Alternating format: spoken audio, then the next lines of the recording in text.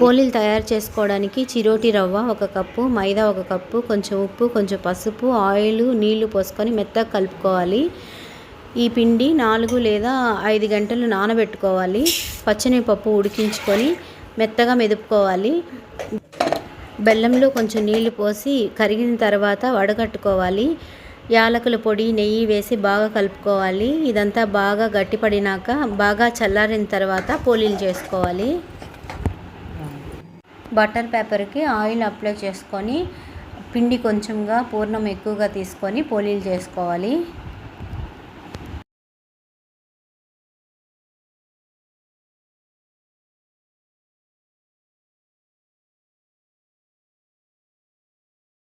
రెండు వైపులా నెయ్యి వేసి కాల్చుకోవాలి.